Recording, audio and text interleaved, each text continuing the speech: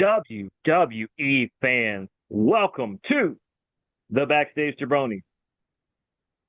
He's Daniel Snyder. I'm Jeremy York. We are the tag team champions of all things WWE. There we go. I never know where that camera is. WWE media. Don't ask. Just tell us. What a week. But before we get into all the craziness and all the fun things, because trust me, when we get to the pick segment, my goodness, to that apple cart, it not only got upended quite a bit. So There's a lot of applesauce all over the road. But there as is a always, question I was gonna oh go yeah, ahead. oh yeah, oh no, as always, how are you, bud? I'm always good, man. There was a question I was gonna ask you. I should have asked you off the camera, but doesn't matter. We're There's working. nothing that we Hang on, talk about off camera that we don't talk about on camera. pretty much. Um, the message that you sent to me because you watched Friday Night SmackDown, which we're about to get into first before we talk about Saturday Yeah, Night's main event.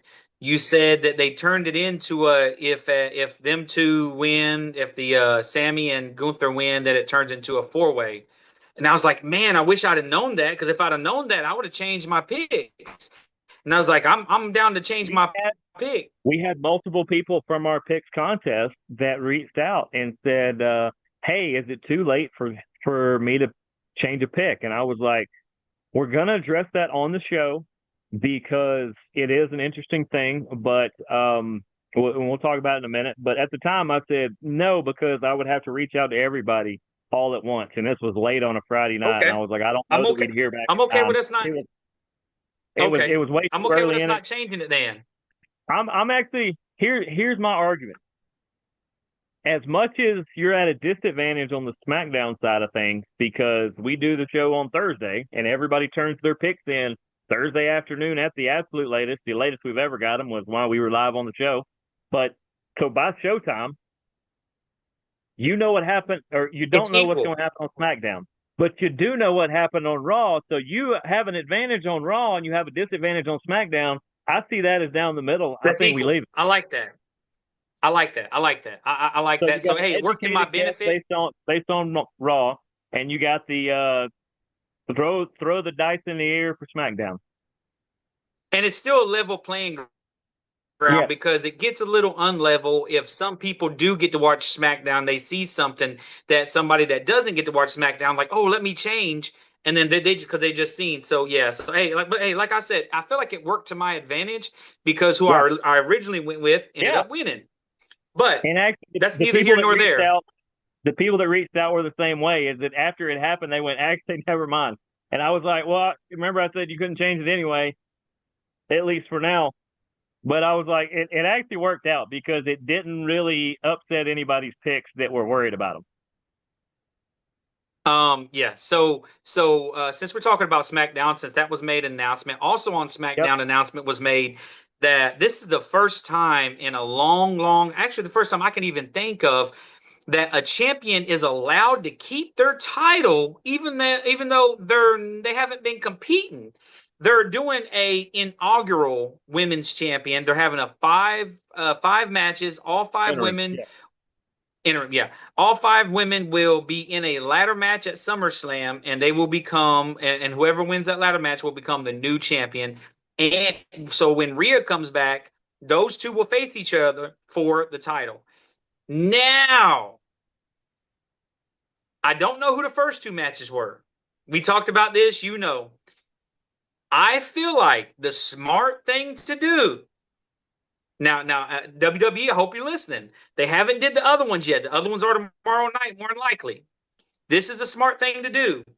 Put Liv Morgan in one of those matches, have her win, and have her be in the ladder match. Let the ladder match be night two. That way, when Io Sky beats her in night one and she loses that title, Liv wins the title. Now that whole Rhea Liv thing happens, and what you were trying to set up anyway with the Queen of the Ring. That's all I'm saying. That's what the Backstage Jabronis So, current so champion says. So since you don't know, and you honestly said you don't know, I have of no the first idea. two matches, do you think she was in one of them? Something we said before the show, for those of y'all, I told him, don't tell me who won, don't tell me who was in the matches because I wanted it to be brand new with both y'all. You said that SmackDown, I said, I wonder if it's just going to be between SmackDown participants. And I think you said that it would be between SmackDown participants. So there's something that you said. So I'm going to say no. I'm going I to say say no, because she wasn't in the that's first that's matches. one of the few things that shoots your theory in the foot is that she is considered a Raw participant right now, a Raw roster member. Yes. She is So the Raw Women's Champion. she would have to find a way to get into that. I like what you said. I think that's a hell of an idea. But I think, well, we'll get more into that'll have to do with SummerSlam. So that'll be next week. Okay. I think they have a different direction for her. Okay. Well, we'll find out. So, Yeah. okay, let's go ahead and talk about SmackDown, the first women's match. Who was the two participants? It was the current U.S. title holder, Tiffany Stratton, Tiffany. Okay. versus probably one of the future and the leader of Fatal Influence, JC Jane. This is a good match. Oh, They're not far from even. They faced now. Granted, this is not the first time they faced them in NXT before Tiffany got called up. What, a year or two ago? They faced off a handful of times down there, and they had some burners down there. So they're not new to each other. But this was a okay. good match. So, okay, let me break this down now because you know me, I like to see which direction each one of them is going because I know what happened on Saturday night's main event. In And Saturday night's main event, so I will that's wait kind till of. you. But I'll wait till you I say have to. whatever, and I'll tell you what happened. I Okay, won't just tell I you the have to winner. There say was extra things on both of these. I could imagine. I'd have to say that that I got to act like I don't know what happened on Saturday night's main event for me to think about this because it didn't happen yet. Um, it makes sense for Tiffany to win because she's been losing a lot. And she's the U.S. champion for someone that's been losing a lot. Yeah. Um, but they're pushing old girl a lot too. That Mm-hmm. whole faction they're pushing. Yes, they are. I told you the call up. I knew she was going to get called up. I didn't know the whole faction was coming until the music hit. And I went, oh, she's still using the group music. And then the rest of them came out, and I said, oh, they believe in the whole group. Okay. So I believe Tiffany won, but I feel like what's the other one's name again? JC Jane? Yeah. I feel like she should have won, but I feel like Tiffany won. I agree with that. And I'm a giant Tiffany fan for sure. I think she's going to be somebody we talk about 10 years from now as potential Hall of Famer because I think she's going to have that kind of career. Tiffany's Her and great. Roxanne, a couple of them. Yeah. Tiffany Stratton and Roxanne, I think, are going to be, maybe the Brett Sean throughout, Chelsea Green. Chelsea's one. There's a handful of them that they are just going to light the world on fire. You are correct. Tiffany Stratton did win. There were 4 extra people involved in this match that didn't really influence the end, and I'm not using the word influence on purpose. It didn't affect the actual ending. It wasn't, but basically the 2 obvious were out there, and 2 other people came out to neutralize them. That set up Charlotte. Saturday. No, Charlotte, one of them. Oh, no. Well, no. okay. Well, Chelsea. We know Chelsea was out there. That's what? Ain't that Tiffany's tag team partner? Sort of, but Why no, did? she wasn't. Oh shoot! So I guess the other 2 was the tag team opponents for the next night. Oh, yeah. Bree and Paige. Okay. Yep. But like I said, all it did was neutralize the other 2 who weren't really doing anything that nefarious, but they were out there. And Bree and Paige had a feeling the way their Saturday night was going to go. So they decided they wanted one last hurrah, one last ride around the track before they were going to have to park the car. So, yeah. So they were out there. But yeah, Tiffany won. It was a really good match. Like JC and Tiffany are definitely on very similar levels. I said JC's one too, that depending on how they push her, she's another one you could talk about in a handful of years is like a really, really good one. Okay. All right. The next one was Um, the one that confused me because every time I thought one had the advantage or one, I was like, oh, well, clearly they're going to do this. Something would happen and you go, well, maybe it's this. I jumped the fence so many times watching this next match. who was it? It was Nia Jax versus Jade Cargill. Jade won. You think? Yeah. Naya's been gone for so long. Did she lose some weight? I heard. I could be wrong. Yeah, she could have. She looked to be more toned up. I think she got hurt or sick or something. But she's been gone for a minute, yeah. So yeah, I'm saying Jade. I mean, it only makes sense. They're pushing Jade. They don't have nothing else to do with Jade. If she didn't win, I don't know what they're going to do with her. It doesn't hurt Nia at all to lose. It hurts Jade because there's no other direction. She's not going to have a match at SummerSlam if she didn't win this. Now, I tell you, there were three other people involved in this one. Lash Legend. I don't even think Lash came out with her. I don't think Lash was on SmackDown. Oh, well, I know her.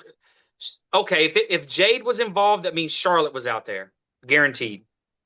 Because they're pushing. Yep. You know what? Yep. Now I'm thinking I might be wrong because that's what they're pushing. They're pushing Jade versus Charlotte, and that might be a SummerSlam match. Which means Charlotte's match, if she has one in this, she's going to lose as well. Um, because Jade lost this match, Nia won. You think so? I don't know, man. Either way, it could go either way. Fun game to me. Yeah, it could go either way. I'm the host of the game show here. I have all the answers, so this is fun. No, it was Jade Cargill. That means Charlotte wins. You know how Jade won? But that would have been weird that Charlotte was down there helping Nia Jax. Mm. In a way, I think she's neutral or equal. Doesn't like either one of them. Why would they even put those two heels against each other? That's very weird. One of the best wrinkles they put on any of the SmackDown stuff in a long time. So Charlotte ended up getting Nia disqualified. Jade won by DQ. Yeah, that makes sense. That makes sense. Okay. And Okay. Nia Nice was curve there. upside down, sideways about it. Was like, hold up. Yeah. She was like in the corner, like sitting in the corner where she had gotten knocked down or something like that when it all went down. And as it went down, she looks and she's like, "What is that? What do you mean I lose? This is a tournament?" And so it caused her to be her and Lash were in a giant argument in the back with Adam Pearce, who is still running both shows at the moment, even though Aldis showed up a little bit. But yeah, it was a fun wrinkle. I enjoyed it. Okay. But So yeah, that was pretty much SmackDown I mean, in Finn the versus nutshell. Tonga was really good, and Fraxium versus the Viking Raiders was actually really good. And I got to say this because when this happened on SmackDown, I immediately put two and two together, and I absolutely predicted what the Danhausen surprise was going to be on Saturday Night Main Event. I knew it immediately because of what I knew. He had a stuffed black cat in a cage. And I looked and I said, they're going to be at MSG. He's going to somehow morph that into something. And Karl Anthony Towns, a.k.a. Cat from the New York Knicks, is going to come out. And so spoiler alert, Saturday night main event, when the Danhausen stuff goes down, he goes back, throws the cat in there, hits the button, and who comes out? Carl Anthony Towns. And I went, nailed it. It couldn't have been anything else. I don't know why anybody could have missed that prediction. If you saw SmackDown, it made all the sense in the world. No, it could have been Kat, that female, Jerry the King Lawler's ex-wife. It could have been her. It could have been Kat Von D, the Ink star. Could have been Cat Williams. It definitely wasn't Cat Stevens. Yeah. Okay. Well, since you brought up Saturday night's main event, I'm not sure if it was on. If it was on, you want to talk about it? Talk about the show first, or do you want to talk about who won the titles and the whatnot? I mean, we can talk about the show. Okay. So we can go Trick Williams started the show off. Huh? Yeah. Actually, Trick Williams started the show off. Two other people started off the show. What? Saturday night main event who? Was well, I guess Trick was backstage or something, but no, Stephanie McMahon and Joe Tessitore actually started that. Well, yeah. But I'm talking about the first match was a non-title match, Trick Williams against Leonardo Kid from AAA. Did you not see that? I think I did. I didn't write it down. Okay. It was like opener to it. It was on ESPN. It was like the opening match before the opening of the show. It was a good match. Trick won, obviously. I didn't see that. Okay. So that was, and then the actual card match was started off with Fatal Influence against Paige and Brie Bella for the tag team titles. We both, what I do remember is we both said that Fatal Influence were going to win the titles. We knew that. We were wrong when it became down to how and why, but we were right about it happening. I was excited that the belts are no longer on Paige and Brie Bella, and I'll be even more excited if they both just disappear. Paige, I like to stick around and do some single matches. Brie Bella, love you, but you are the weaker half of a great wrestling family, wrestling couple. And when I say that, I'm talking about Brian Daniel, Danielson, the Yes Man, and that is correct. I'd love to see Brian Danielson back in WWE. I don't know if he's done wrestling altogether because I don't even think he's doing much anymore at AEW. Yeah. I doubt you ever. Yeah, but I'd love to see him over here. But this was actually a really good match. Fatal Influence is here to stay. Love seeing it. Great match. I gave it a 3.5 out of 5. I can't give it a 4 3.5 because I'm be honest with you. Yeah. I don't know if Fatal Influence was the ones that drew out the better performance from Brie and Paige, but I felt like Brie and Paige had one of their better matches as a tag team all the way through this entire run, and unfortunately for them, it was their last one in this run, at least for now. But I want to see what Fallon and Laney are going to do, because now, how long until JC adds a U.S. title, an Intercontinental title, something like that? Because I think all three will have belts at the same time. And that's why I wanted JC Jane to win that match she was in for the ladder. But I think what's going to end up happening is she's going to end up getting the United States title. I think so. And it's going to be United States title and the tag team titles, and whatever's going to happen is going to happen. Yep. The next matchup was Danhausen versus JD McDonough in a no DQ match. Look, JD does not have bad matches. No, JD's one of the best. And I don't care what nobody says, Danhausen's really good too. He is. So it was a good match. I'd give it a 3.25. It wasn't as good as the tag team match, but it also wasn't bad enough just to give it a 3. It um I would I think the addition of like you said, Cat coming out and Yep. choke slamming Dominique through that table was great. I could almost give it a 3.5, but I mean, I'm gonna leave it at 3.25 because it is what it is. It's a carnival match. And that's not saying a bad thing. Wrestling would not be wrestling without carnival matches. Right. Danhausen is strictly here for the kids. I don't know. I There's some find him adults that entertaining. like what he does too. Well, that's what I'm saying. I find him entertaining, but I'm saying that it's Yeah. like he's one of the top merch selling people for a reason. A lot of Yeah. grown-ups are buying his stuff for themselves, but they're also buying it for the kids. The kids Yeah. are painting their faces, and the adults are.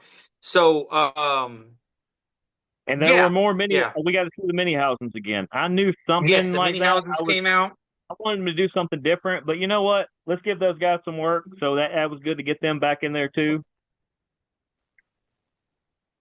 It was I enjoyed it, and it was nice to see Cathausen out there. Yeah. Um, uh, as crazy as this is saying, it was the next match before the main event By was the the way, match of the night. picks wise, everybody agreed on both of those matches for Fatal Influence and Danhausen because we all that's what needed to happen. So as far as that, it was what it was there because there was only 4 matches, right? Yeah. Yes, yes, this is the match before the main event. And this was the match of the night, I think. This could have been the main event. I don't think the tag team match was the match of the night. I don't think it No, was the main it was good, event. but all 4 of those Um, guys know how to I work. think what they should have done is they should have opened the show with the tag team match, which they did, which I think was a great match, and then they should have closed it with this match. And that would have been nice to see women opening and women closing. I mean, I feel like it would have been better, but there's that outlying bit of information about one of the participants in this one that I think affected it could have been even better. Yes, yeah, I'm about to say it's obvious that Bailey's on her way out. It's obvious her contract's coming up. Um, Somewhere in the match, Lyra, I don't want to say it got busted open, but she busted her nose. There's something about Lyra I'm noticing is that Yeah, she busts smash. her nose. She She gets busts her smashed. nose every single match. This Like there's something happens. this was on Bailey. This was on No, Bailey. yeah, yeah. I mean, not Um, completely. It just she got smashed right in the nose. I thought it was a good match, and Lyra walked away with the win. Sure. Um, which I think, did you predict that as well or no? You went Bailey?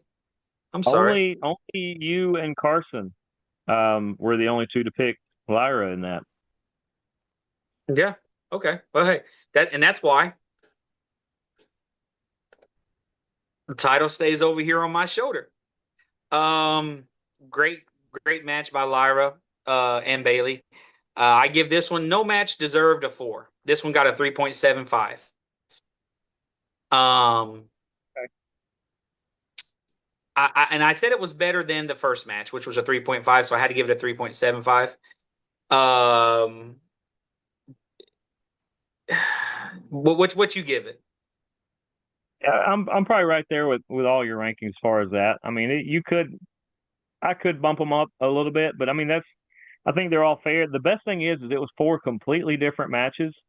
So depending on what you like about wrestling, there was at least one match that you could really go, "Oh man, this was my favorite." Man, I love when 2 pure wrestlers just go, and that's what this one was. You look at, oh man, a fresh tag team in Fatal Influence against 2 veterans for tag team titles. There was some classic tag team wrestling in that. You look at, oh man, I like the theatrics. I like the carnival aspect. Pro wrestling started as a carny act at fairs and festivals and things like that. Okay, that's Danhausen, but he can also wrestle too. And then, man, I just like when 4, you know, fan favorites or 4 top acts are all Main in a match. event. Okay, Main event. that's the Yeah. main event. There was 4 different Yeah. matches. Yes, I agree. And speaking of the main event, you had they on Saturday night's main event. I mean on SmackDown, they said if Sammy and Gunther wins, it is then a 4-way. We Cody all and CM immediately Punk. thought, crap, we've messed up that pick. And instead, we didn't think Yes. about what if they don't win? Because Yes. now that frees them both up to do something different. Now it's not a fatal 4-way. We know it's going to be Cody Punk. It frees both Gunther and Sammy up to do something else at SummerSlam. And I went, oh, now there's a world of possibilities. Well, we've seen. Well, for the record, CM Punk and Cody won, and we've seen how a certain GM decided to.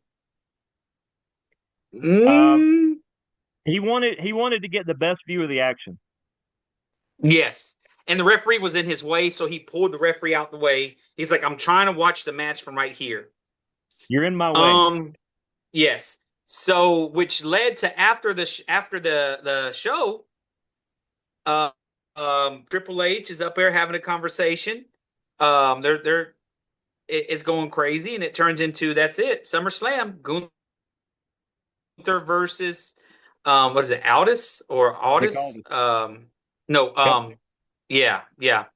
Aldis. And okay, so I'm gonna get ahead of myself just a little bit. Oh, the Cody and them match was a 3.5. It was a good match. It was decent. I was just waiting for the end of it to see how it was going to end. That's just how I was looking for when I was watching the match. Yep. I'm like, how is this going to end? I don't care all this stuff that's going on before the ending.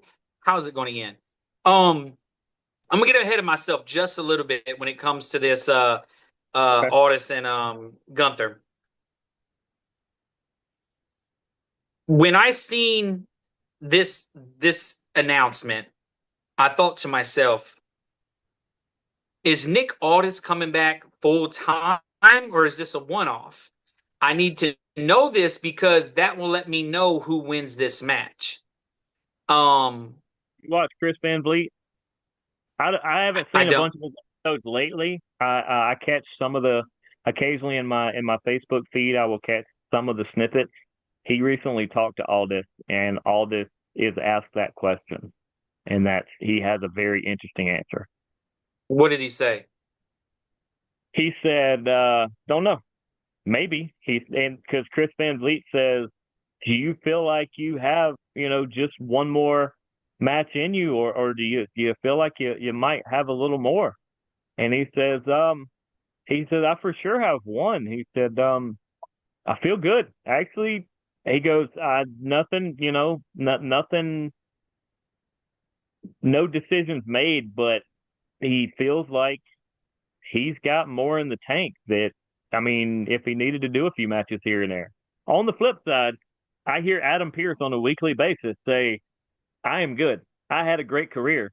I enjoy being this and not that. I'm good. I am never getting back in there to do that. Never, never, never. Never say never in the wrestling business, but I am telling you, never." But all this, I feel like maybe a special WrestleMania or a one-off on the SummerSlam. I think we could see him involved a little bit. It's just you can't do it too much without coming back on at least a part-time basis. You can't be the GM and talent at the same time. So it's one of those, if he's going to do it more often, then you need a new GM because he can't do both. That's a conflict of interest. Who was better in the ring, Nick or the Raw general manager? Well, I keep forgetting his name. I don't know. Adam Pearce. Adam Pearce, yeah. Adam Pearce is one of the best NWA champions of all time.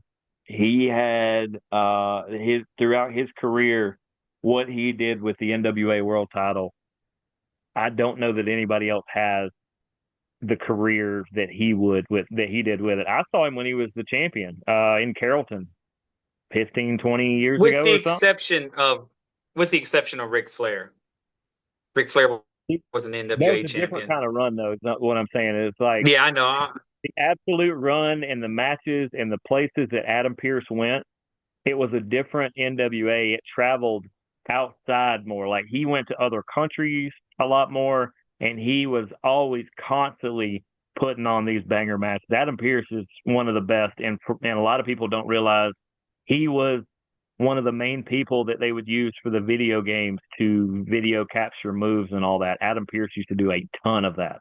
So when you play the video game, it wasn't The Rock that did those motions. It was Adam Pearce being, video captured, and then they would put, In a green who. suit with the dots. Mm-hmm. Yeah, green Him, I suits with the think dot. Bailey did a lot of it. There's a couple of them that were always And those people. But if I had to pick, I would say Pierce.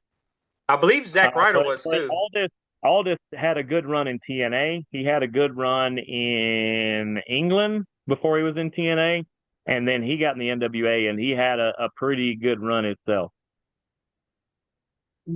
Well, that's the thing that a lot of people. I mean, if you're a real fan like we are, you know that Nick Aldis and Gunther had ran into each other in England. This isn't their first roundabouts with each other. They've run across each other a couple times. I don't know that they've ever faced, though. I believe they did. Hold on, let me pull it up. But yeah, while you're doing that, yeah,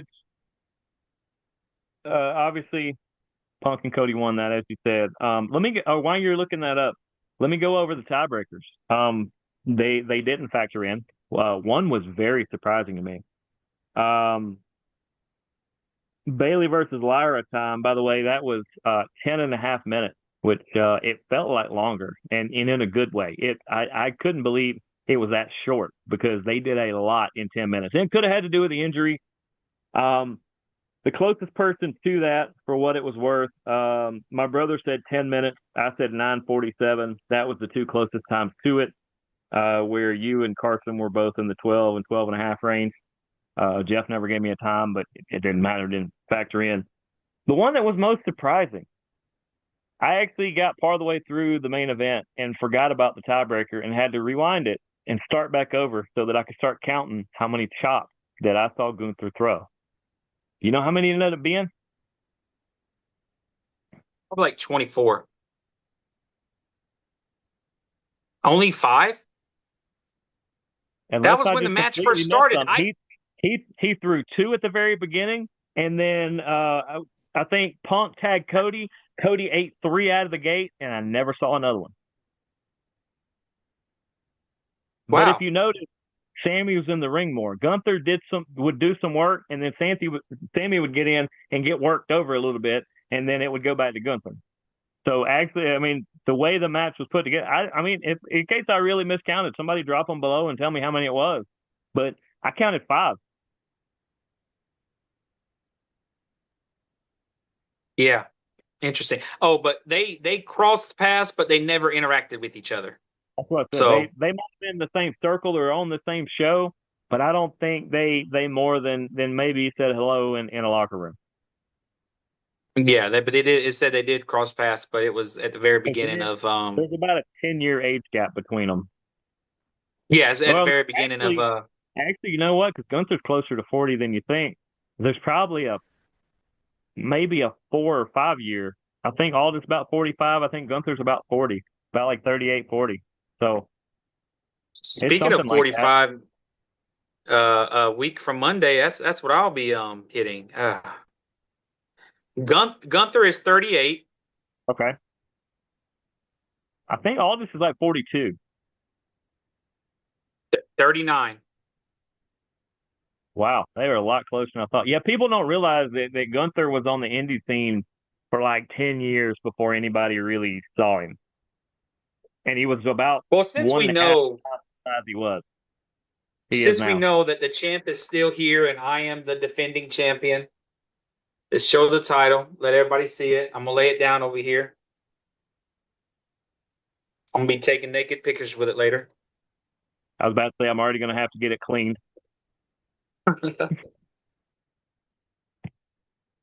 Joke's on you. All you right. don't know if I so I mean, we can so who ended up winning the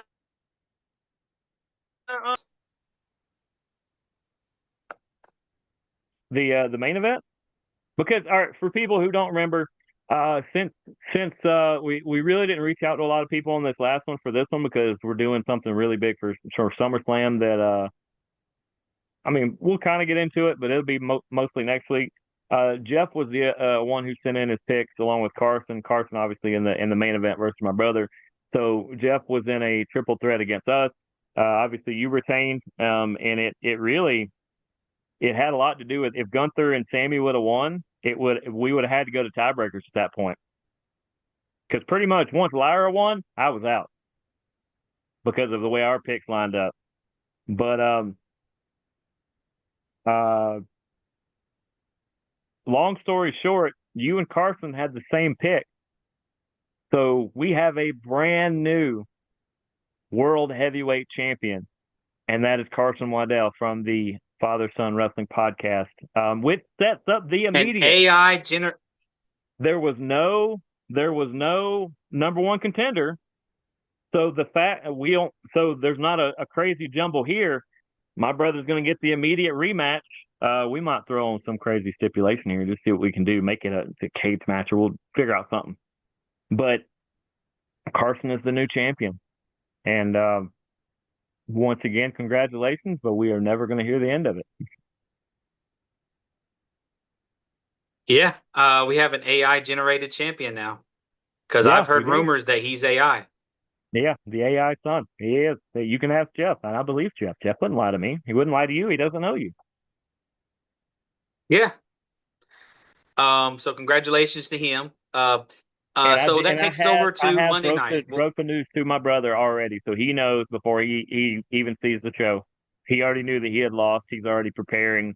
He says, well, because as soon as I said, well, by the way, you lost your title, he said, I'm getting my rematch at SummerSlam, right? And I was like, as one of the two commissioners on the show, absolutely. You just asked for your rematch. I see SummerSlam as a great reason to do it. There it is.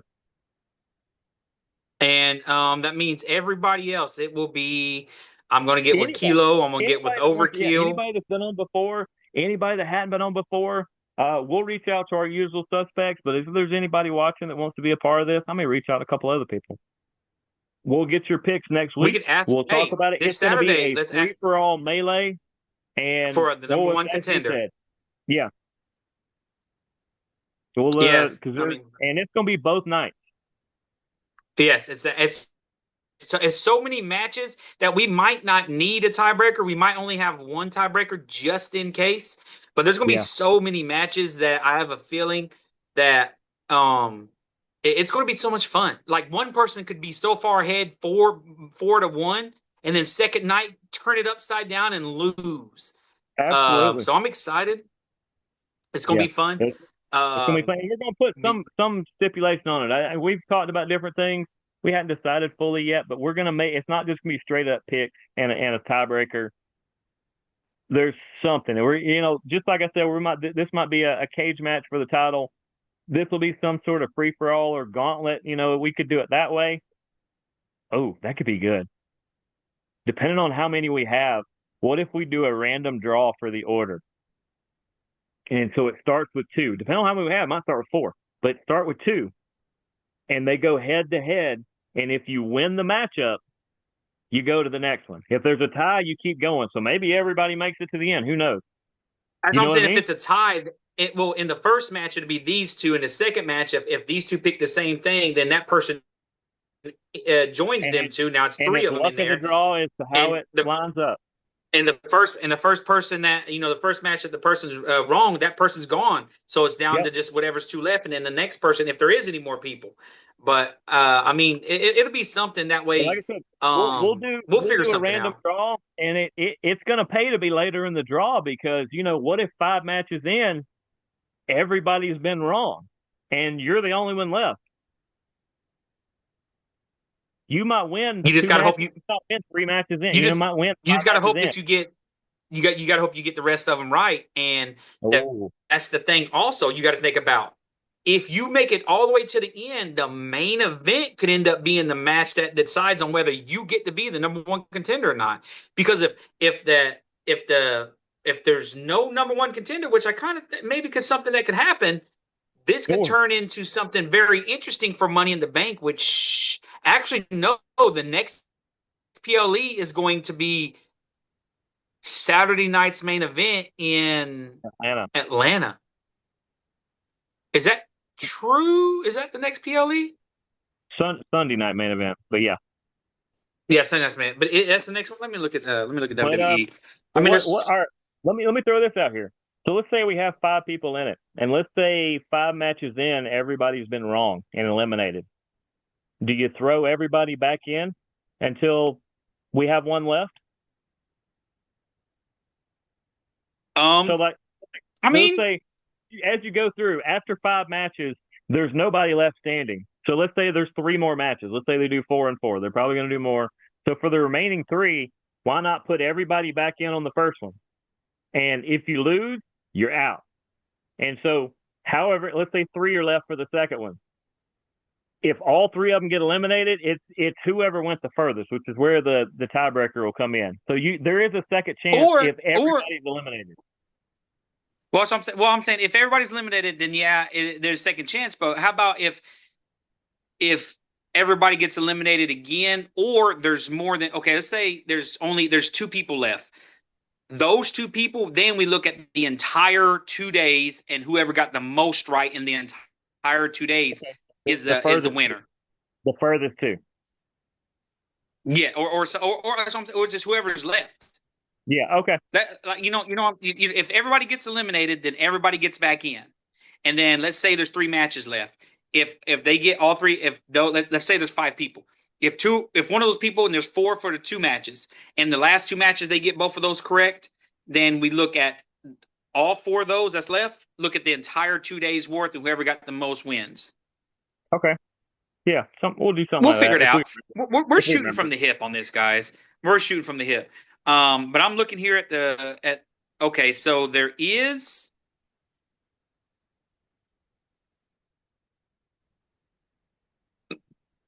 SummerSlam, then Lucha, NXT Heatwave. Yep, the next one will be at Sunday night's main event in Atlanta, September the 6th. Followed by something that doesn't have anything to do with us unless you want it to. When I say unless you want it to, is that people watching, if you guys care, is Triple Mania 34, Saturday the 11th and Friday the 11th and Sunday the 13th. And I will have to so see it's how they're able to watch that. If I can watch it on YouTube or something like that, then I very much want to catch it. I have a buddy that wanted to travel to these, and I said it is just not in the cards, at least this year, because he said, hey, let's fly to Mexico for one, let's fly up to Vegas for the other. And I was like, that sounds fun, but it's not feasible. I got some things kind of in the way, or not in the way that need to be done long before I do that. But a Triple Mania does sound fun, but I've also never been to a WrestleMania, so at some point I got to figure that night out. 1 and night 2 is in Mexico. WrestleMania was nice, man. I've been there. It was exciting. But yeah, after September the 2nd, we won't have another PLE until October the 10th. So be a nice long break. Unless they announce something. Yes, unless they announce something in between. So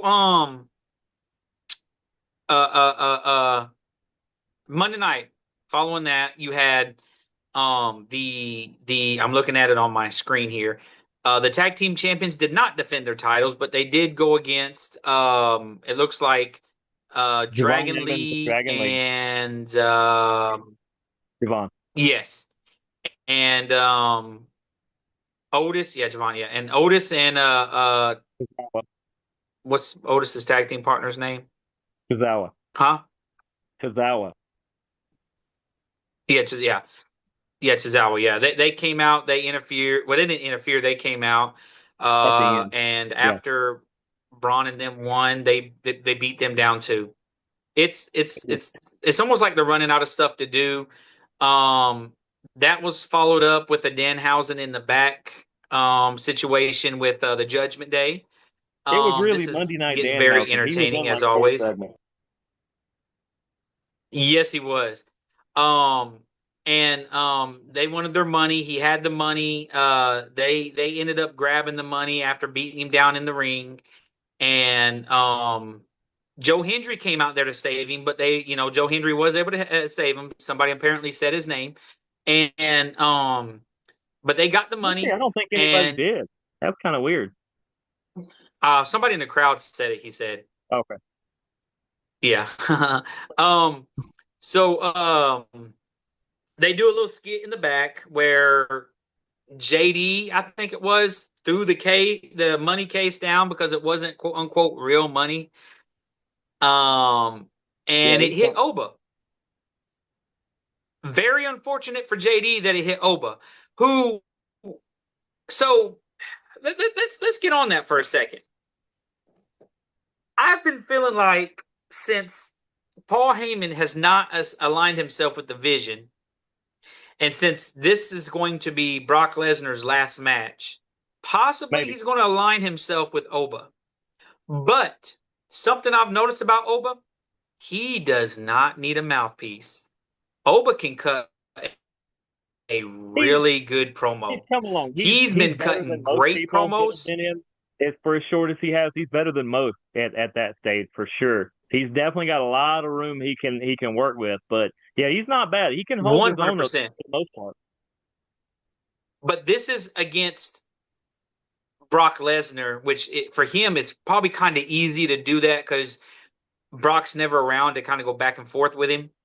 I think having Paul as his mouthpiece when he has to worry about facing someone like Seth or someone like LA Knight or someone like Roman Reigns or some of these people that's actually gotten better on the mic. I don't know if he... Do you really want Paul to be wishy-washy and just jump ships as many times as he has recently? I mean, at some point, maybe once Brock rides into the sunset, Paul just takes a backstage creative role and or continues to do that, and we don't see him out so much. I don't ever want there to be a time when Paul Heyman's not out there talking. I agree with that, but at some point there will be. Yeah, I know. I agree. Life is inevitable. I don't know. I think it'd be interesting, and and that'll be the perfect way to turn Oba heel. I think him going heel would, and it's gonna be hard to turn him heel because everybody loves doing this right here. Same thing with Trick. Yes. Everybody loves saying whoop that Trick, but you can turn him heel, but it's got to be catastrophic, and you got to make sure that he can handle that because he's going to go from the top of the mountain to underground when it happens. But he came out, it was a nice little backstage segment. It set up later in that night, JD versus Oba and Dom versus Joe Hendry, which I knew that JD and Oba was going to be a good one because once again, JD doesn't have bad matches. The Dom and Joe was a really good one. It really was. It was one of Joe's better ones recently. Yes, and I agree. Joe's been struggling. He has. After the Oba, and I think because he hasn't found his footing. He can't. They don't know what they want to do with him. No, and I think they might have found out what they want to do with him. Like Joe Hendry is like younger LA Knight. You know he's going to put on a show. You know he can perform, and it's like creative ain't got a clue what to do with him. Yes, and somebody else that this was a problem with previous until recently followed this Oba match, and that was Solo coming out here interrupting Seth's, or he called Seth out. Let me say this about Solo. Solo is becoming a superstar in my mind, in my eyes. I'm really liking Solo. Like, with the exception of The Rock, I don't think there's any other wrestler I've seen with the ability to say a whole sentence with facial features. Like he tells a whole story, like a whole reaction, like this, like somebody will say something to him and he just do something with his face or the way he looks, and it does it all. And the way he's really good on the mic. He might be better on the mic than his brothers. And He's I just and with a little bit of work, I don't know that he'll ever get to this level. He might end up being better than his cousin. Roman, Now Roman's I just could see it. another level, top level, but Solo's got a good space to really build up. It's a long rocket ship. It's by the end of it, he could be killing people on a mic. Hey man, I love Solo. And his little telling Seth, I got your back. I can help make sure you win. We did this for Cody, that type thing. Though we stopped and all that, and he was like, and Seth was like, I don't need it. And then here comes Jacob. Here comes Jacob, who just wants to get his hands on Solo. Is there going to be a Jacob versus Solo match at Oh, SummerSlam? SummerSlam, They already I don't announced know. it? If Why not, would they not? I Oh haven't wait, seen that's it right. now. They're in a 3-on-3 match. That's right. Jacob and the Usos versus Solo, LA, and But I definitely agree on Solo that I saw him at NXT and I heard he was getting called up and they put him in the bloodline and I was like, all right, he'll be a good fourth member. And then I started to see these little bits of his personality coming out, even when he was just the guy in the back, and then he was the henchman, and then he was the muscle, and oh, then he's a little loose, and and I was like, nah, I want to see him just blossom and bloom out. I feel like there is just a massive personality underneath this guy, and it ended up once he split off and he did his own faction, and just like you said, the just demeanor, and he doesn't walk like any other person in his family. Jacob Fatu, same way. Jacob does his whole gyrations on the way out. Solo has like a weird, almost street gangster to him about the way he's this swagger to him. And I was like, Yes. they're two opposite sides of the same family, but they're the biggest personalities. And just like you said, Solo can just somebody can be talking, and and all his expressions he don't even have to say a word, but then he says things, and like you said, when he starts like, hey, I could watch you, and you could watch me, and we could do this, and we get them this way, and then and you start to do it, and you're like, there's nobody that can talk like this but him. Yeah, I'm loving it. Like, I'm interested to see what's going to happen with all this. That was followed up by Chad Gable and Penta against Rusev Rusev and and Ethan Page. Yeah, Chad and uh Penta win. You can't Which beat Chad Gable right now, and Penta's real close to you. Can't beat him right now. and that's why them two facing each other is going to be interesting. But Yep. I know who's going to win. That was followed by, which was kind of weird. So the scene, some things that confuses me, like the whole Solo, Jacob, and Seth ended with Seth kicking Jacob in the face and then leaving, and then they run into each other in the back, Jacob and Seth, and they're standing there talking to each other, arguing with each other, talking shit. And I'm like, so I just kicked you in your face, and we're just going to stand here and look at each other. Yeah, it was kind of out of sequence. Seth, yeah, Seth is great, dude. Seth is really good on the mic. He's good. I know I sold you on him because earlier this year you was not a Seth man, and Like I he's said, kind I of was grew on confused you. by I that feel because like. I've always liked Seth Rollins, but when he started the Vision, I didn't like what they were doing. To me they were controlling him and not giving him full direction, like letting him be Seth. And I wasn't a fan of it at all. And the more he started to turn on it at the end, and then they turned on him, I was like, "There's the old Seth. That's the one I like." Yeah, Seth. I love Seth.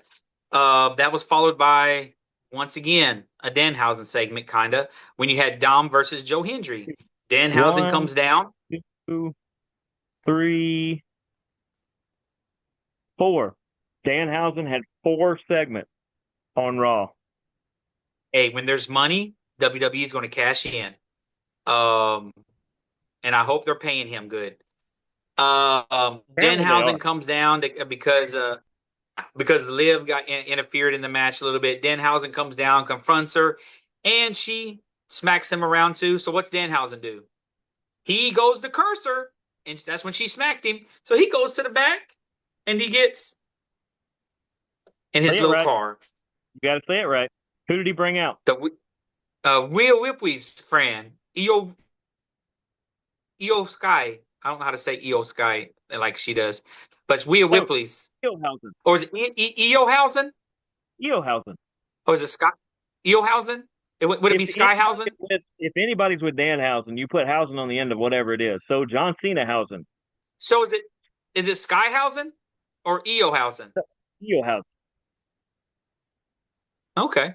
Well, she comes out Eo and way more than Io Sky. So is it so? And something you sent me a picture that I didn't realize until I looked at it. Dom's shirt. So yeah. Liv, Oh, Liv, that shirt is money. Like, Liv was wearing it too, though. She was wearing it also.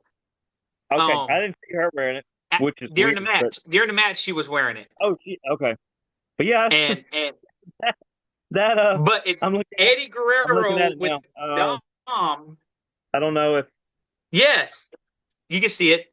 Eddie with Dom with Ray pointing at him. It was such a great shirt, and yeah, that's why I had to stop the recording because I was laughing so hard because his hair was over him the whole time, and then he went to move and his hair moved, and I thought it was him when he was like 10 when he made his debut in the WWE, and I was like, oh, that is the best shirt ever. Yeah, he started wrestling at an earlier age than his dad did. But yeah, Joe Hendry got the win over Dom. Yeah, I think Eddie didn't start till he was like 15. So yeah. It didn't hurt Dom. It helped Joe, so I mean it mattered. Dom is he's almost a gatekeeper at the moment because there's not a giant push to push him anywhere right now because he's not one of the pillars they're really pushing. Braun is in a similar boat, but they're also putting Dom with people that they're trying to help move up, and also people that are going to help him like show different aspects of his game too. Because Hendry's a weird matchup for people. Dom and Hendry, they had that really, really good match. So I like that they're pairing Dom up with people that they're going to mutually help. Yeah, and I think Dom's another one that's going to be around for a long time. I mean, he's already 20 years in. The future of WWE is beautiful. I just hope that they don't drop the ball on some of these guys. The main event was the last match. It was Jacob Fatu versus LA Knight. Yeah. You know what? LA came out before the match and he cut a promo and he fumbled around a little bit, but he talked some hardcore shit. Oh yeah. And I feel he got off course on what he was supposed to be saying. He got lost in what he was saying. Yeah, and he started because for some reason he was supposed to be cutting a promo against Jacob and the Usos, and then he started talking shit about Roman, and it was great, man. I'm already here. I'm already out on the plank. I might as well say that you smell like fish, and the captain eats snails. And while I'm here, I might as well say you're ugly too. Yeah, I'm huge on LA Knight. I'll always be huge on LA Knight. They've dropped the ball with him so much.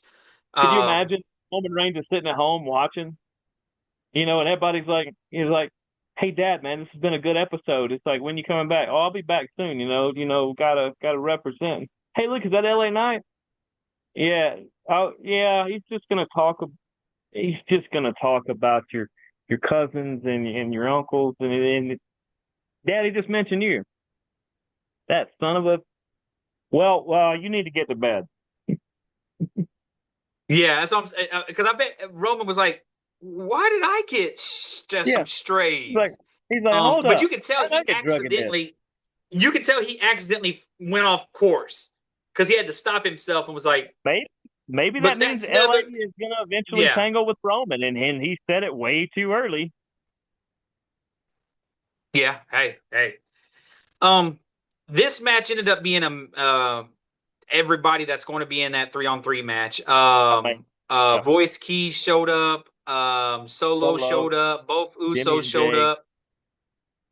And the ones that was still standing at the end of it was the Usos and Fatu. Yeet. I think so. They don't know what to do with Royce Keys. This is very No, obvious. no, they really don't. And this isn't what you need to be doing with Royce Keys. I think they need to save I don't really him know what to for do. I'd have to think about it. There's not Bronson Reed. really a good place for him right now. There's not. I'd say you turn him heel. Turn him heel. No, I got the perfect idea. What's that? There's somebody in a current tag team that should be his tag team partner, and they would be a fun tag team.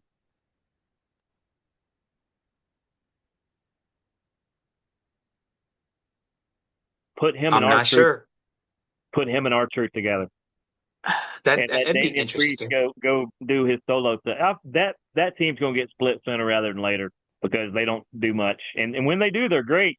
But just SmackDown has no idea what to do with that with their tag team champions. Well, I feel like they don't know what to do with Damian Priest right now either. Like right now, WWE has a handful of stars that they don't know what to do with. Right, They don't know what to and do they're with more. Damian Priest. Today, by If the they way, hire us, we could help the them. 90-day no compete clause. This is the 91st day for that whole batch of them that were released 3 months ago. So, Joe Gacy, open invitation. I sent you one this morning. Expect another one soon. Joe Gacy and Nikki Cross and Eric Rowan and all of you guys. The New Day, Xavier, you're from up the woods from where we're at. Just Yes, I'd up the love having Xavier on here. and just you're a town hero. So I mean, I all almost of you guys, forgot. open platform. I almost forgot. On we mentioned him last week, or we might not have mentioned him on the show. I think we talked about it after we turned it off. Baron Corbin's back, and there's been some vignettes on August the 3rd. This guy's birthday. Big Cass is coming back. Yep. They've already did the vignettes. We've been seeing it, and it would make it. You know what, WWE, if you're listening to me right now, if you're watching us, which from what we've seen, you guys listen, you guys watch. Bring back Enzo. I know he's in NXT. On my birthday, let Enzo be the one that brings Big Cass out. Bring that tag team back.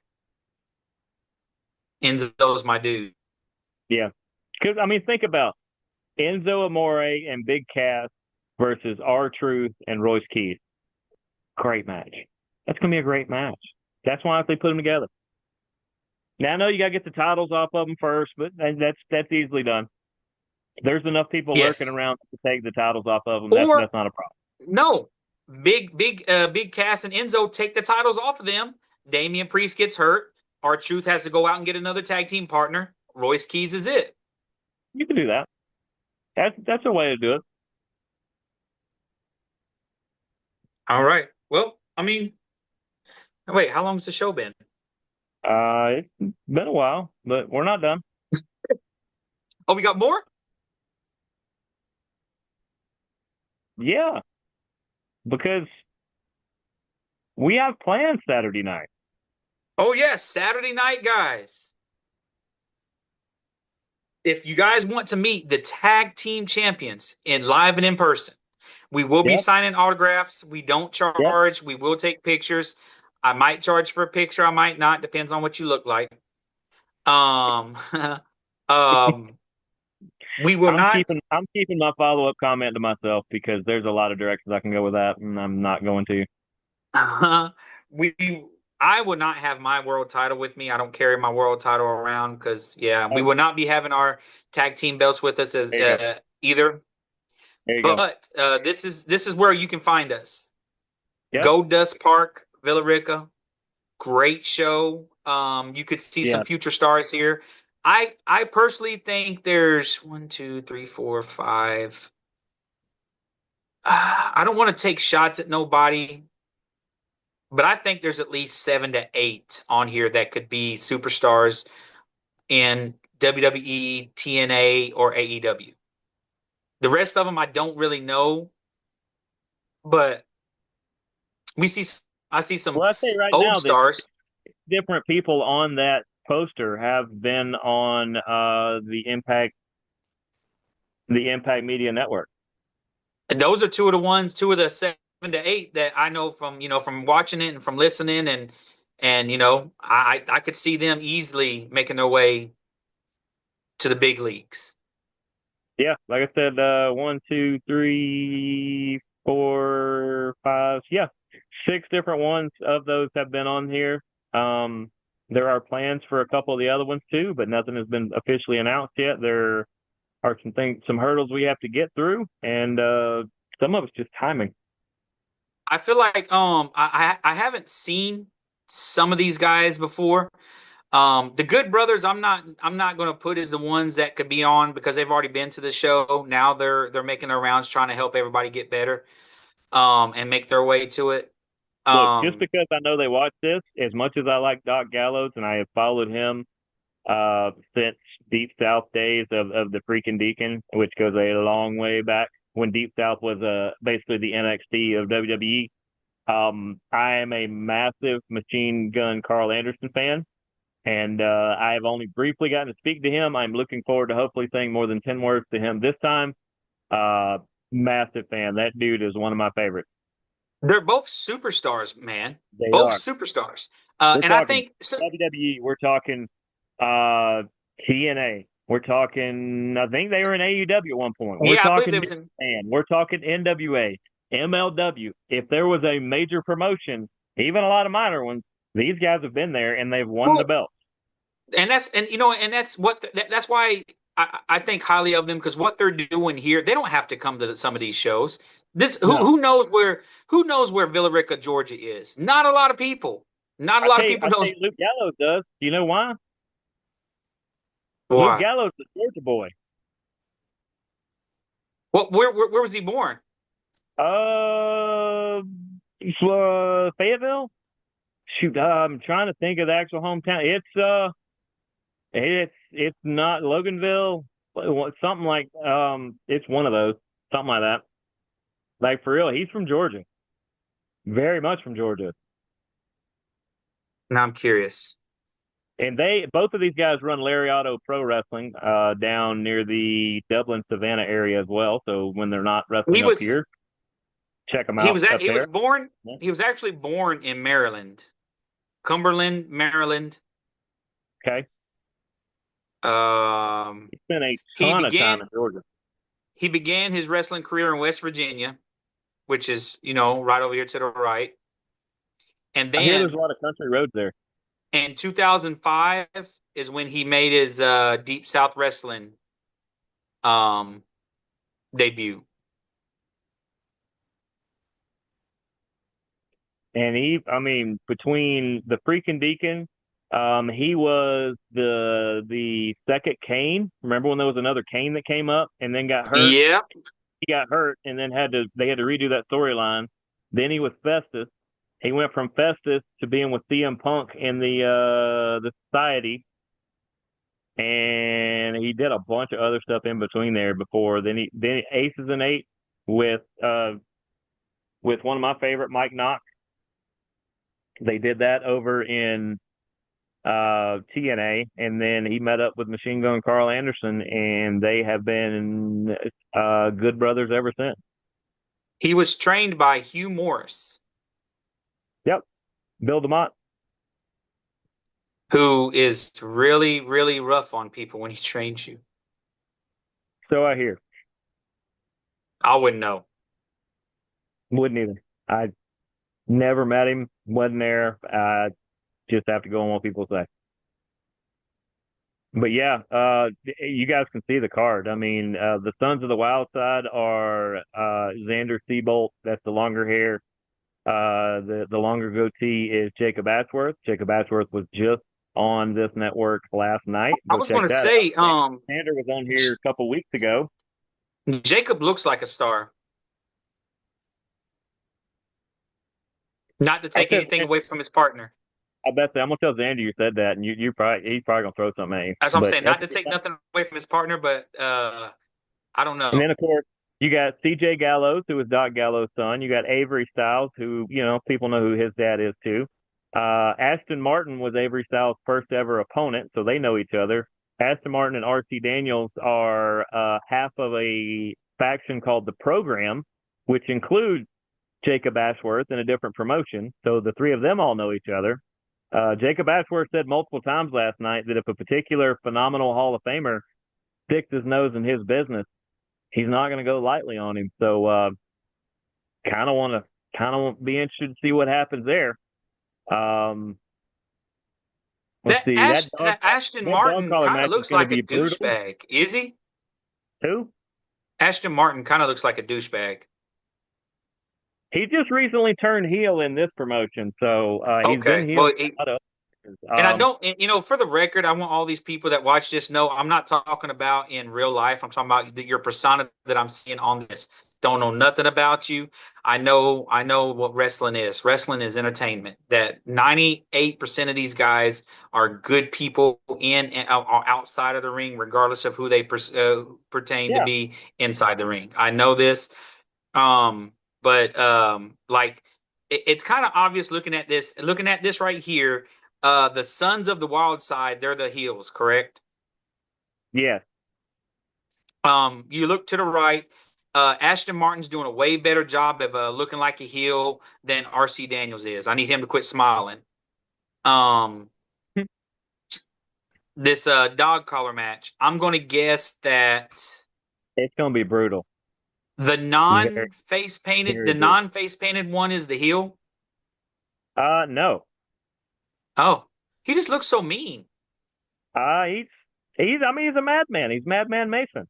Okay. He's as mad as a man can be named Mason to still also be a daddy Taurus. He's the daddy Taurus of the locker room. And for those that don't know, I hope I can outrun him when he actually hears me say that, because he also carries a chain to the ring, and he's about as good with that chain as like Scorpion is in Mortal Kombat. He's pretty accurate when he throws it. So I might have a headache after this show. So I don't know these people like you do. Maybe you know the answer to this question when I ask you or not. Mother Frost, where does the name come from? Do you know? He was Stevie Ray Frost for the longest time. Currently, I can explain this because he is possibly a future guest on this show, or at least on a show.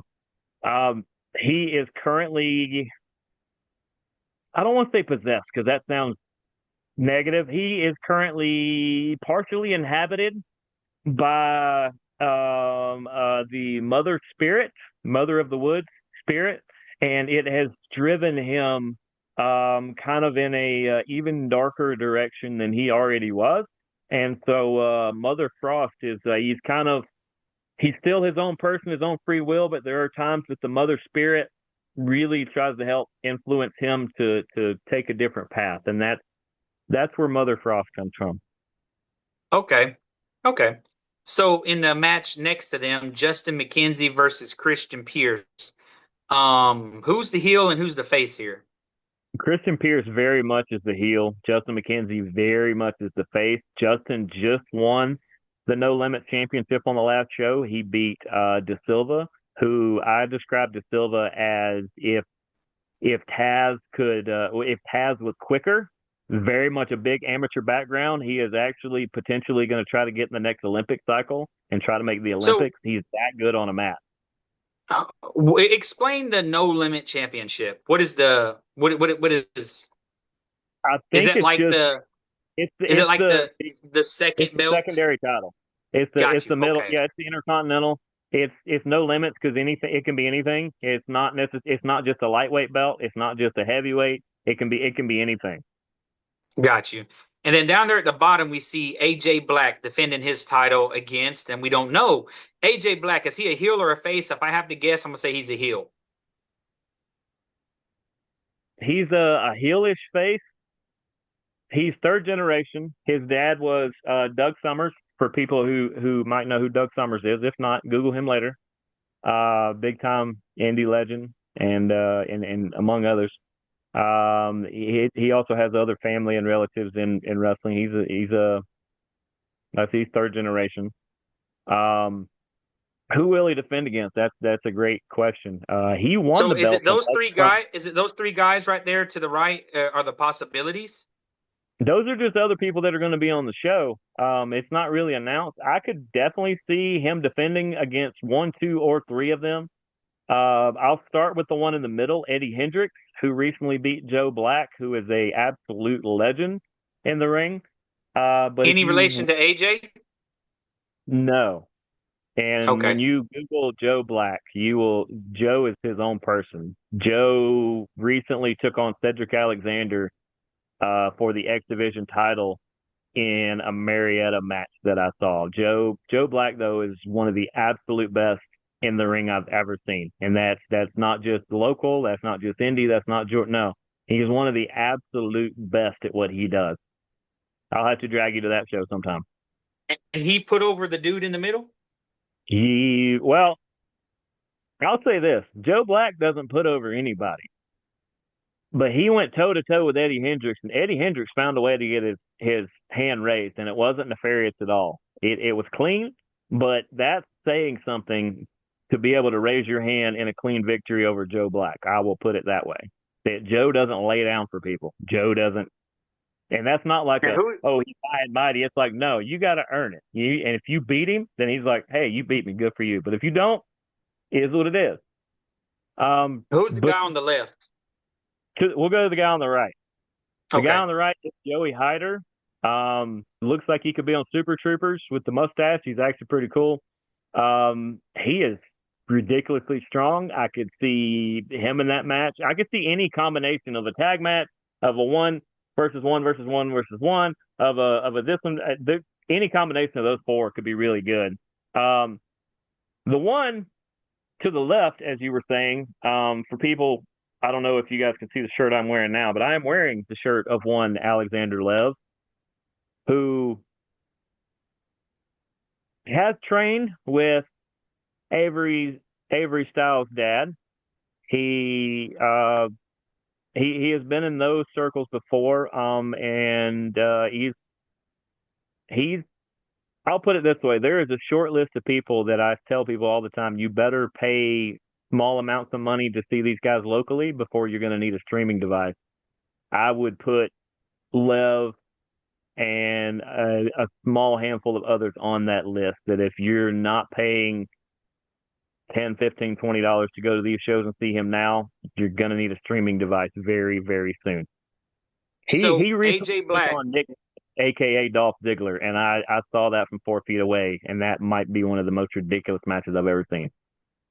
Okay. So AJ Black is the champion. He is the world title champion, the world Yeah, title. and he's had it since December. He's only defended it a couple times. He beat not Mother Frost, but Stevie Ray Frost, who at the time had been the heavyweight champion for like 447 days or something like that before AJ beat him. Okay. Okay. I'm about to I ask think I who it put was he everybody up beat. with And most of what's all going right. on here. Well, there you And go, just know guys. that If you're happen to be in Villa Rica or around the area, come to the come show see it. Saturday. Doors open at 6:30. There's still tickets available. Like I Think. just both of us will be there. It's unless something crazy happens, but as of right now, I'm going to be there. I got tickets. He got tickets. Also, you could meet the former Backstage Jabroni main title champion holder. He just lost the title this past weekend. He'll be Yeah, there as well. He is he better will known be. as Jeremy's brother. Yep. You can meet Um, J-Rod. I was, so let's see, I don't know when we share it how much you can see. Yeah, you can meet J-Rod from J-Rod Cecil. He will be there. this will be, for the record, this will There, be my first time meeting him. yeah. I was just So, talking to him earlier before we got here, and he said the same thing. He goes, "Yeah, I don't think I've met him." I was like, "I don't think you have." so it's we're gonna have some fun this weekend. I'll That's get fun you stuff. know he Jeremy here bought my ticket for me so that I could go. And I told him I'm gonna get him. I know he don't drink alcohol, but I'll get him out because I don't think you drink alcohol, do you? No comment. Well, if he drinks one, I'll get him his first beer and his hot dog there. If not, I'll get him a hot dog and a soda and a t-shirt. Your t-shirt's on me, my friend. That might be a deal. You bought the ticket for me, and that's how I'm gonna get it back. We'll figure it out. Yeah. Okay. Well, Yeah, well, it's gonna be fun. that's the end of the The show. Jabronis, we're trying to get on the road, folks. We're trying to line up things. We're trying to. There's people that want to sponsor this show. There's people that we want to sponsor this show. We want to do shows from your establishments. It doesn't just have to be adult beverage places. It literally can be a lot of places. So keep reaching out to us. We are vetting some of you guys and seeing who's serious and who's not, and trying to figure this out. We very much will take this on the road. I have done road shows before, just not in the incarnation of what we do now. And I'm gonna throw this out there, and I'm gonna say it one more time next week when we film again, which will be the week before SummerSlam. As again, the 3rd will be my birthday, but we are, when I say we, I'm talking about me, my wife, and whoever else comes out, are celebrating it. I am doing my yearly tradition. It's something I've been doing for many, many years. I will be 45, and I do not care. I've been doing this since I was in my mid to early 30s. Every year I go to Dave and Buster's. I go usually to the same one. It's the Marietta one. Marietta, Georgia. I go to Dave and Buster's it's always on a Wednesday because it's half price on the games. I want to go there so you guys could spend money, eat some good food, and then go play some video games. I tell people, you got kids, people are like, oh, I got my kids. Bring your kids. That's why I picked Dave and Buster's. I have no Yeah, kids, but a lot of my friends are older, as am I, and they have kids, and they're worried about, what are my kids going to do? Bring your kids. I have no issue with that. It's not a let's celebrate Daniel type thing. It was never that type thing. It's not a bring Daniel a gift. I tell people this all the time. I don't want you to bring me a gift. I said this. I've been saying this for years. Your gift to me is you showing up and just saying, "Hey, happy birthday, man." Because when you do that, you're giving me something you can never get back, and that's time. You've yeah, dedicated a part of your life. You gave me time just to come up there, have a good time, and say happy birthday. You can never get that back. That's the most valuable gift you can give me. yeah, So yeah. So I look forward to seeing those of y'all that want to show up. I don't, if I know you, I know you. It'd be kind of weird for you to pop. It won't be weird. It'd be interesting to see somebody I've never met before walk up like, "Hey, I know you from the Backstage Jabronis. Happy birthday!" And if you do that, I'm gonna say it right here, right now. If I've never met you before, you come up and you mention the Backstage Jabronis. If you drink, drinks on me. If not, I will personally get you a $10 card, a gaming card for you to go out there and have a good time and play on me. Hmm, If there you there's go. I'm saying $10, but if only one or two people come, I might even do 20. And that, like I said, games are half price, so that $10 would get you what $20 would do, and that 20 would get you what 40 would do. But that's just because that would be my appreciation, not only for you coming, but for you showing that you watch the show. Because this is Yeah, at the end of the show. For you yeah. to be all the way to the end and see If you this, made it this far, God bless you. For real, God yes, bless yes, yes, you. If you made it this yes. far, Okay, then but that's yeah. that's And, that's and that's if all you're I at the have, my friend. show, or if you end up at Dave and Buster's, find us. We're not hard to find. I promise you, we are not hard people to find at either of these places. Come find us, say hello, and I mean, we'll take pictures or something. If you really want these faces on your cameras, we'll do something about that. Yes, yes, we I mean, I will. don't And mind you bidding, but it might be weird for people. But that's no, but definitely you want to, especially at these places. These are places that are like second home to us. So that's the places you want to find us at. and you guys can see me at the Noonan Target also. I'm still there. Yep, he'll buy you a pretzel. We don't have pretzels. You don't have pretzels? We have a Starbucks, and I'm not They have buying pretzels, you a don't they? Starbucks. I don't know. I think they I don't do. know. Like not hot pretzels or something. I mean, they might. I'm not going to sit here and lie to you. I don't know. I don't. Did you just try to I'm not sign me? sure. It's been the longest time since I have bought a snack at a Target, so I couldn't tell you. Did You you know, I did you suppose. just lose me? Visually, yes. Okay, my bad. There we go. there. Yeah. But yeah, It was on me. I did something over here.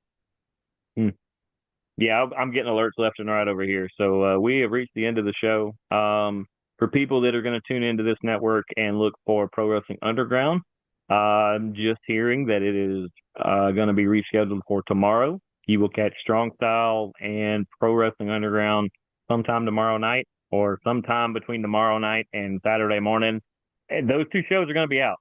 It's been a while on Strong Style, so definitely tune in. That's where you hear your AEW and your uh, TNA and NXT wrap up and reviews and stuff are on there. And Pro Wrestling Underground, we talk about all the local shows. I will mention Premiere if you want the Premiere review. We just gave it here or preview. But yeah, we'll talk all kinds of other stuff on Pro Wrestling Underground. All That right show's then. up a little bit, so that you definitely want to tune in this week to see kind of how the rest of the ride's going to go for now. But I have to check it out. yeah, we've been on here for probably an hour and a half or better. So I think we've said all we need to say. Congratulations to you on retaining your championship, and congratulations to Carson. For real, Carson, I know I do give you a hard time. Sometimes you do give me a hard time back. You give your dad an even harder time, which I think is funny, and so do a lot of other people. I think he enjoys it a little bit too. But yeah, uh, congratulations on being the new champion, and know that the former champion is already gearing up for his rematch. So we'll get into that next week, right? Yes, sir. Next week. But for my tag team partner, Daniel Snyder, I'm Jeremy York. We are the Backstage Jabronis. Thanks for tuning in to another great show. We are the WWE Tag Team Champions of all things media. And we will see you guys next week, unless we see you at either of those two places before then. Until then, deuces, gooses, go watch wrestling.